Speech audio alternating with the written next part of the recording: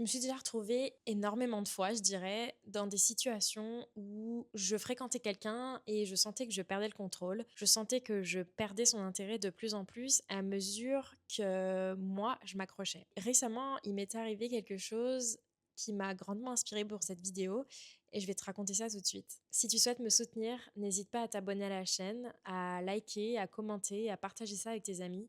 Ça me ferait énormément plaisir. Dernièrement, j'ai une personne qui est revenue dans ma vie. C'est un mec en fait avec qui j'avais matché il y a de ça 2 ans sur une application de rencontre. On s'était jamais rencontrés au final parce que figurez-vous qu'il m'avait ghosté.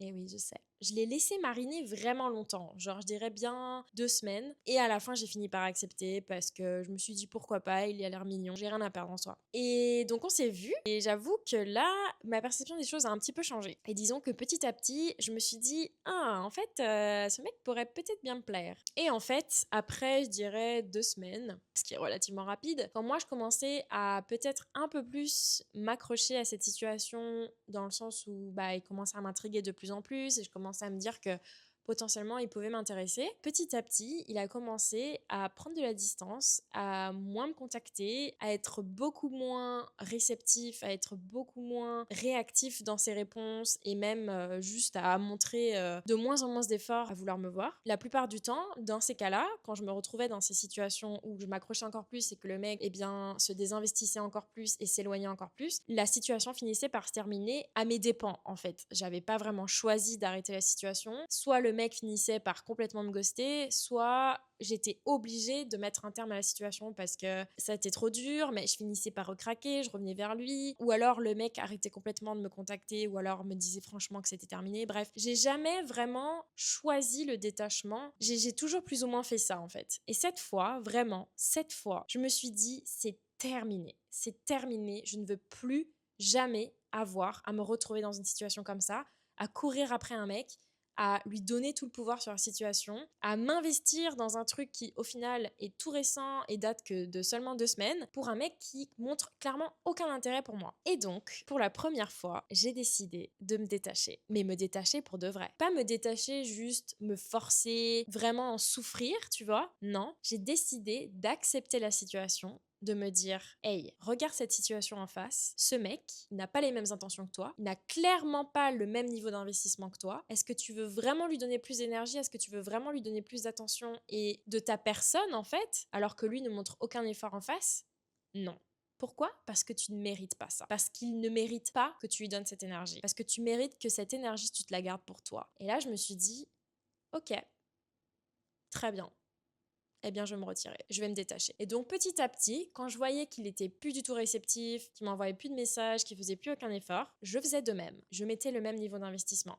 Et je continuais ma vie à côté. De moins en moins de messages. On s'est pas vu de tout ce temps-là, évidemment, puisque je ne proposais rien, il ne proposait rien. Et là, j'ai fait quelque chose qui a clairement tout changé. Ni vu ni connu, sans même l'avoir prévenu, je l'ai enlevé de mon Insta et j'ai continué à faire ma vie comme si de rien. Quelques heures après, je reçois un message de sa part en me disant mais qu'est-ce qui se passe? Tu m'as bloqué sur Insta, je comprends pas, je voulais t'envoyer un message, je voulais savoir ce que tu faisais ce soir et puis là je vois que tu m'as bloqué, qu'est-ce qui se passe? Sachant que je ne l'avais pas bloqué, hein. Je l'avais simplement enlevé de mes follow, absolument pas du tout de drama, hein. Et là je me suis dit tiens, tout d'un coup il me propose qu'on se voit. Si tu fais quelque chose d'assez radical et que soudainement le mec va re-avoir de l'intérêt pour toi et qu'il tente un petit peu un truc de dernière minute, c'est que ce n'était pas un attachement de sa part. Et c'est pas que tout d'un coup il s'est souvenu qu'il tenait à toi et que tout d'un coup il s'est dit tiens, en fait je l'apprécie cette fille. Non, son ego a été piqué et là il fait quoi?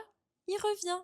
Parce qu'en fait il s'est dit mais attends, j'ai perdu son attention, mais c'est inacceptable.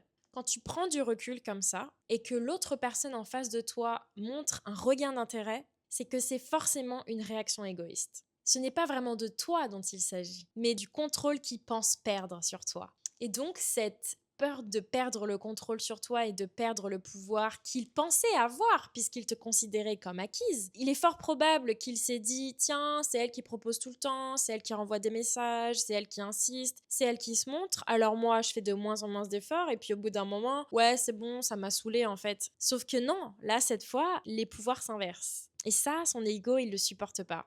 c'est clairement une réaction instinctive de reconquête. Il va se dire que pour son ego, c'est juste impensable de perdre ton intérêt. C'est plutôt une tentative de reprendre en fait le contrôle, mais surtout de reprendre l'admiration et l'intérêt et l'attention que tu lui portais. Et lui, ça lui apporte une sécurité. Mais disons que quand tu fais un pas de recul comme ça, que tu prends de la distance et que tu te détaches en vraiment coupant les ponts, là je ne parle pas juste du bluff ou quoi que ce soit, non, là je parle d'une vraie action de ta part en disant non, là c'est terminé et genre c'est réellement terminé de ton côté, tu vois, c'est pas genre juste je vais essayer de le faire réagir, non, c'est pour de vrai, j'arrête de te parler, j'arrête de répondre à tes messages et pour moi, toi et moi c'est game over, c'est terminé, je ne te contacterai plus, tu as perdu mon intérêt, tu as perdu mon attention, tu m'as fait perdre mon temps et mon énergie.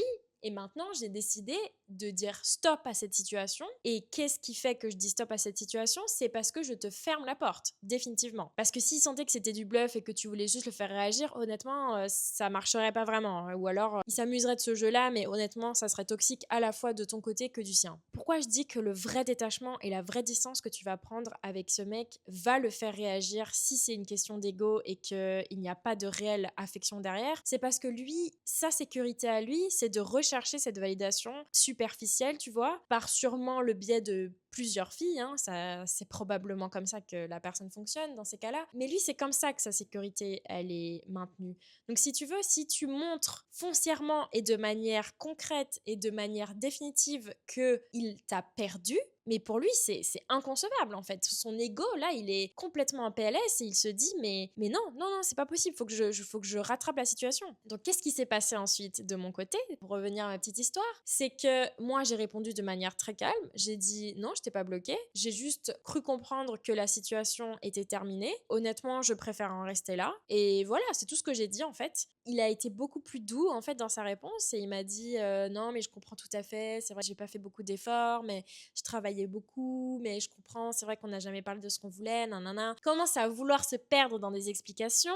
Spoiler alert, je n'ai pas répondu à ce message. Je suis très contente d'avoir vraiment lâché prise sur cette situation et de m'être dit non, ça ne sert à rien, ça ne sert à rien, laisse tomber et en fait accepte et détache-toi. Genre vraiment détache-toi pour de vrai, tu vois. Pendant toute la semaine qui a suivi, il a regardé toutes mes stories Insta, puis après il a arrêté et puis il a recommencé. Peut-être qu'il a pas essayé de me faire réagir, peut-être que oui, mais si la personne elle avait vraiment un attachement pour toi, si le lien que vous aviez était sincère, etc., il ferait un effort. Il t'aurait réellement proposé de te voir, il aurait insisté, il aurait proposé une date, un lieu, il aurait vraiment agi, tu vois ce que je veux dire? Là, tout ce qu'il a fait, ce gars-là, dans ma situation, dans mon histoire, c'est absolument rien, à part me stalker, au final ne jamais vraiment essayer de récupérer la situation ou quoi que ce soit. Et c'est là que ça prouve que c'était que de l'ego.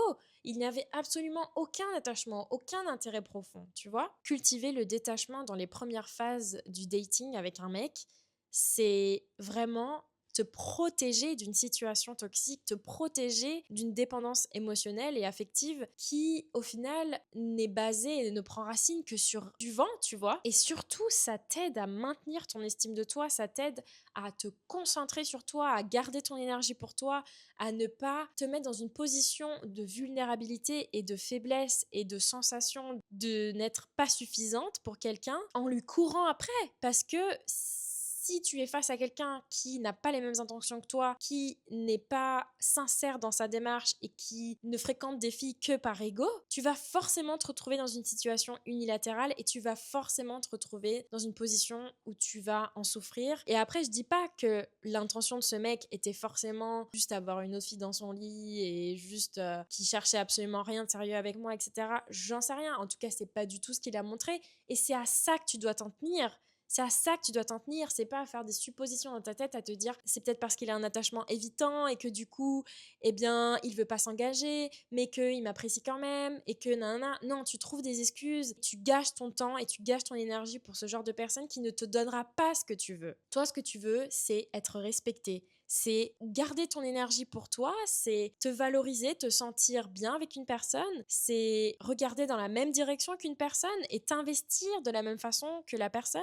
Et c'est certainement pas de réaffirmer ou de sécuriser l'ego d'un mec, tu vois. Et du coup, la question, c'est comment faire pour ne pas se retrouver dans cette situation? Essayer de s'en rendre compte rapidement et mettre en place le plus vite possible le détachement. Quand je dis ça, je veux pas dire qu'il faut que tu sois une personne super froide, super distante dès le début, que tu devrais limite le manipuler et jouer un jeu de OK, c'est moi qui ai le pouvoir, même pas je te parle, t'es mon bouffon quoi. Pas du tout, c'est pas ce que je dis. Je dis juste qu'il y a certaines pratiques que tu peux mettre en place qui te permettront de maintenir un équilibre émotionnel et qui te permettront de maintenir ton estime de toi et juste ne pas perdre ton temps avec ce genre de personnes. Déjà, observe les actions bien plus que les mots. Il n'y a vraiment rien de plus vrai que ça. Si la personne te dit qu'elle veut vraiment te voir et que son discours s'accompagne d'actions concrètes, à savoir te relancer, te proposer des activités concrètes, à une horaire et à un lieu concret, régulièrement, et qu'il y ait une constance dans sa communication, et que tout ça soit en fait juste en accord avec ses actions, ça oui. Tout l'inverse, c'est non. Le mec, il a des beaux discours, il a envie de te voir, il t'apprécie, il t'adore, il a trouvé que t'étais génial, la la la la la la. Ok,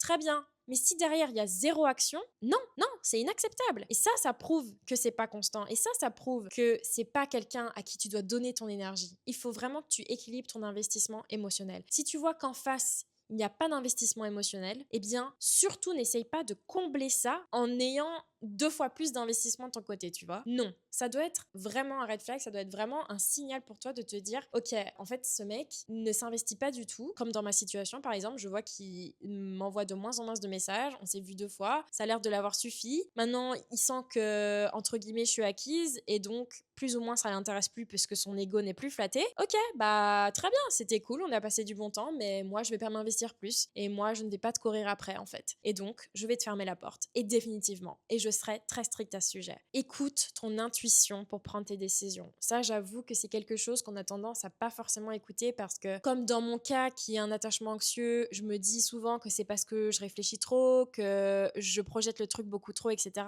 Non, parfois on a juste une intuition en fait qui est légitime et il faut savoir l'écouter. Je dis pas qu'il faut être complètement aveuglé par tes inquiétudes et essayer d'interpréter les choses à chaque fois, nanana, pas du tout. Mais si tu sens que, ouais, là, clairement, c'est pas moi qui deviens folle, il m'écrit moins, il est plus distant, il propose moins de choses, tout de suite, on met une pause, on se détache, on prend du recul et on essaye de voir la situation telle qu'elle est. On l'accepte et on la regarde en face. Si tu remarques que tu es la seule personne ou que, on va dire, à 90%, c'est toi qui fais fonctionner la relation, il est vraiment temps que tu reconsidères la situation. Une fois que tu auras fait tout ça, non seulement tu vas te sentir puissante, je n'ai pas du tout regardé son profil depuis que je lui ai dit bye, j'ai pas du tout regardé ses stories, pas du tout consommé son contenu, j'ai absolument rien cherché à savoir, je ne l'ai évidemment pas recontacté, j'ai réellement fermé la porte, tu vois, j'ai fermé la porte pour lui, mais pour moi. Et quand tu fermes cette porte, c'est littéralement prendre soin de toi, c'est littéralement protéger ton estime de toi, protéger ta personne en fait de ce genre de comportement toxique. Et je peux t'assurer qu'une fois que tu réalises que tu as réussi à dire stop